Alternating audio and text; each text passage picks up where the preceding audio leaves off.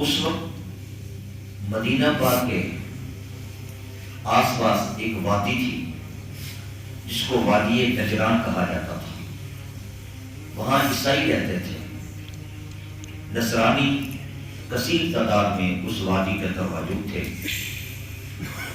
جن کا نظریہ یہ تھا کہ عیسیٰ علیہ السلام بندے نہیں بلکہ وہ اللہ کے بیٹے ہیں.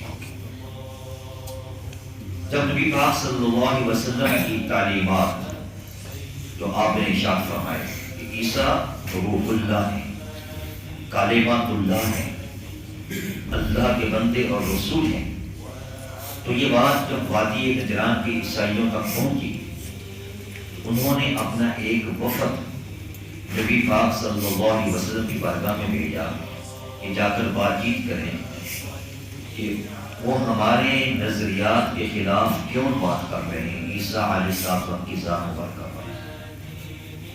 وہ آئے، انہوں نے بات کی اور کہنے لگے کہ ہم نے یہ سنا ہے کہ آپ صلی اللہ علیہ وسلم عیسیٰ علیہ السلام کو اللہ کا بندہ مانتے ہیں. آپ نے فرمایا ہاں وہی اللہ کے رسول. تو کہنے لگے وہ تو بغیر باپ کے پیدا ہوئے، جو بغیر باپ کے پیدا ہو وہ اللہ کا بندہ کیسے ہو سکتا ہے؟ ہم تو اسے خدا کا بیٹا مانتے ہیں، وہ تو خدا کے بیٹے ہیں. تو اللہ پاک نے قرآن مجید جبریل امین کے ذریعے یہ آیت کریمہ نازل فرمائی جو ابھی آپ کے سامنے عرض کرنے لگا ہوں، تلاوت کرنے لگا ہوں. نبی پاک صلی اللہ علیہ وسلم کی عادت مبارکہ تھی، آپ اپنی طرف سے بات نہیں فرماتے تھے جب تک وحی نہیں آ جاتی تھی. جب انہوں نے یہ سوال کیا کہ وہ تو اللہ کے بیٹے ہیں، وہ بغیر باپ کے پیدا ہوئے، وہ بندے کیسے ہو سکتے ہیں؟ تو حضور نبی پاک صلی اللہ علیہ وسلم خاموش رہے. پھر وحی نازل ہوئی اور فرمایا ان مثل عیسیٰ عند اللہ کمثل آدم خلقہ من تراب ثم قال له کن فیکون. نبی پاک صلی اللہ علیہ وسلم نے ارشاد فرمایا اگر تمہاری یہ دلیل ہے کہ عیسیٰ بغیر باپ کے پیدا ہوئے تو وہ اللہ ہیں، اللہ کے بیٹے ہیں، تو آپ کی یہی دلیل ہمارے سامنے ہم رکھتے ہیں کہ اگر بغیر باپ کے پیدا ہونا وہ اللہ کا بیٹا بن جاتا ہے تو پھر تمہارا آدم علیہ السلام کے بارے میں کیا خیال ہے کہ آدم علیہ السلام تو بغیر ماں باپ کے پیدا ہوئے، ان کا تو باپ بھی نہیں اور ماں بھی نہیں. اگر صرف یہی دیکھا جائے کہ جو بغیر باپ کے پیدا ہو وہ خدا کا بیٹا بن جاتا ہے تو پھر آدم علیہ السلام ان کی تو ماں بھی نہیں تھی، ان کا باپ بھی نہیں تھا، ان کے بارے میں تمہارا کیا خیال ہے؟ تو سارے خاموش ہو گئے.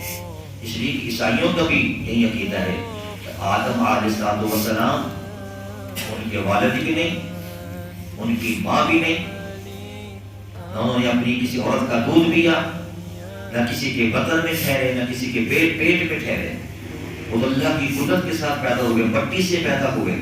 تو ان کے بارے میں ان کا عقیدہ یہی ہے کہ وہ اللہ کے نبی تھے، وہ اللہ کے بندے ہیں، اللہ کے آدم بندے ہیں، بیٹے نہیں. تو کہنے کہ وہ تو اللہ کے بندے ہیں، وہ بیٹا نہیں.